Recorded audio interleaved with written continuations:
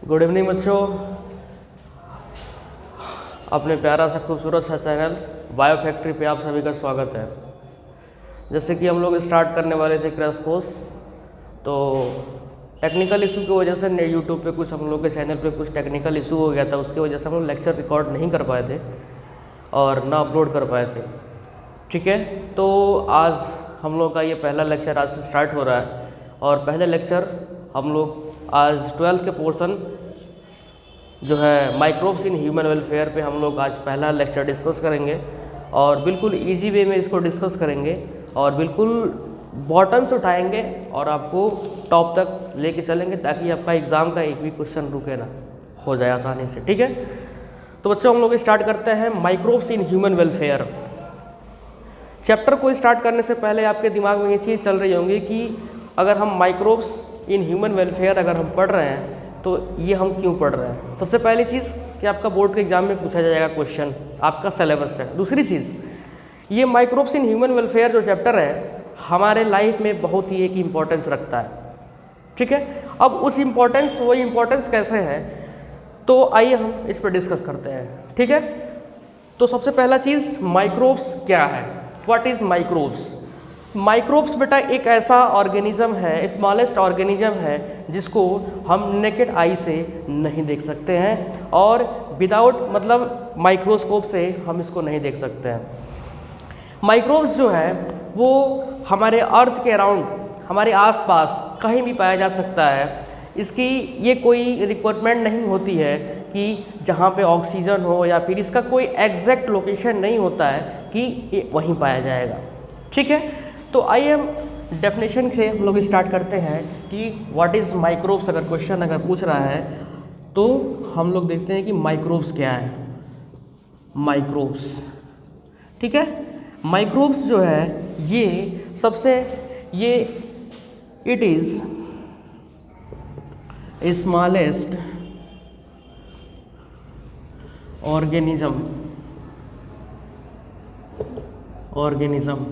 ठीक है, ये बहुत ही छोटा ऑर्गेनिज्म है, स्मॉलेस्ट ऑर्गेनिज्म है। ये जो है कहीं भी पाया जा सकता है हमारे पृथ्वी पर।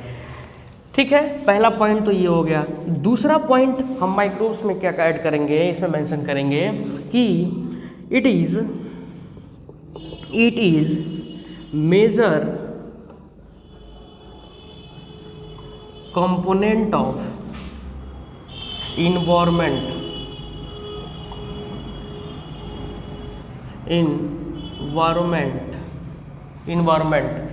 in living system।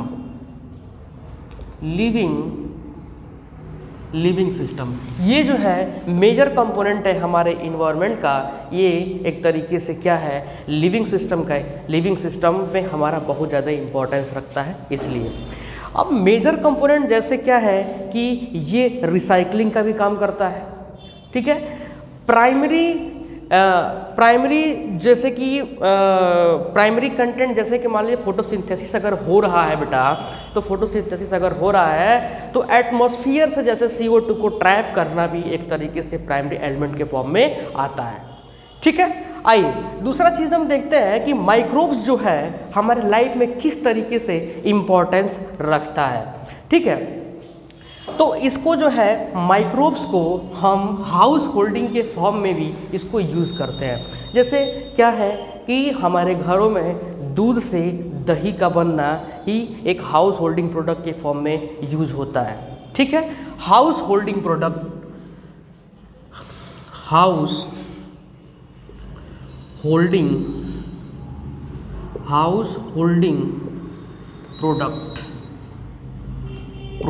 House holding product क्या है, जो कि हमारे घरों में जो बनता है उसी को हम हाउस होल्डिंग प्रोडक्ट कहते हैं। जैसे दूध से दही का बनना। अब दूध से दही का बनना ही क्या है, हाउस होल्डिंग प्रोडक्ट है। उसके साथ साथ जैसे हम लोग मार्केट में देखते हैं इडली डोसा भी बनता है।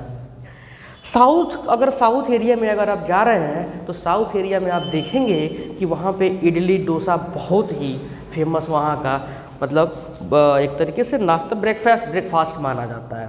ठीक है बेटा, तो ये भी हम देखेंगे कि इडली डोसा जो बनता है वो किस तरीके से बनता है, उसका प्रोसेस क्या होता है, कैसे होता है, इन सारी चीज़ों पे हम अभी डिस्कस करेंगे।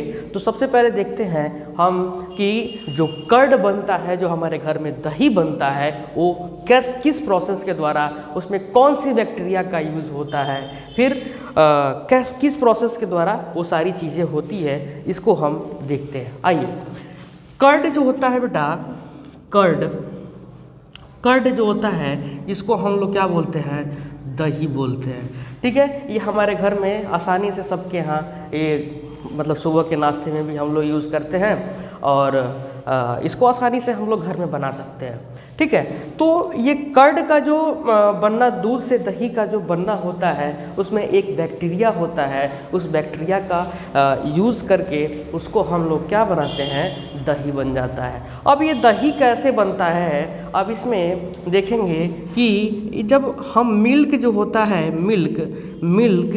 मिल्क को क्या करते हैं, मिल्क में थोड़ा सा दही का मात्रा ला करके जो हम डालते हैं, उसी में मिलियंस ऑफ बैक्टीरिया जो होते हैं वो ग्रो कर जाते हैं। ठीक है, अब मिलियंस ऑफ बैक्टीरिया जो ग्रो करते हैं, वो बैक्टीरिया कौन सा स्पेशल बैक्टीरिया होता है जो स्पेशली मिल्क से कर्ड का फॉर्मेशन करता है, तो बेटा वो होता है लैब, जिसको हम बोलते हैं लैक्टोबैसिलस बैक्टीरिया या फिर लैक्टिक एसिड बैक्टीरिया।